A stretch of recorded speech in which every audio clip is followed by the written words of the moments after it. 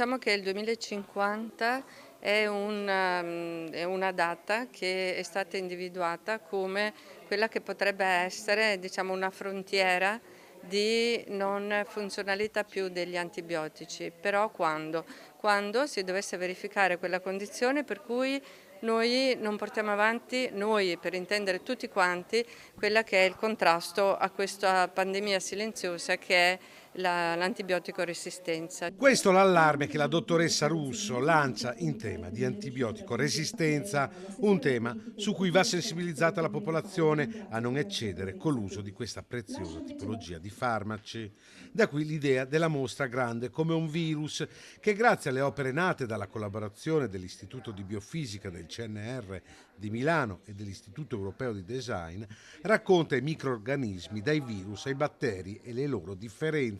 Si entra alla mostra cercando di capire quanto è grande un virus, ad esempio con dei paragoni molto comprensibili a tutti, ad esempio dimensionalmente un bambino sta alla Terra come un virus sta al bambino, cioè uno capisce in qualche modo che queste sono delle entità molto molto potenti ma anche molto molto piccole.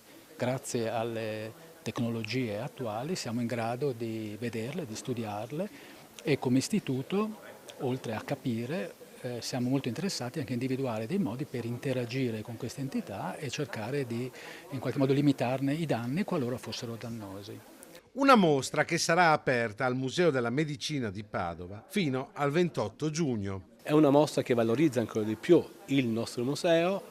Ecco, ricordo che nel giro di circa un mese e mezzo abbiamo inaugurato la seconda esposizione temporanea. Un mese e mezzo fa ne abbiamo inaugurato un'altra dedicata al cuore e questa è la seconda esposizione temporanea che il nostro museo ospita insieme ovviamente all'esposizione permanente. Quindi fa sì che il nostro museo diventi un punto di riferimento assoluto non solo per la città di Padova ma per appunto l'intera regione.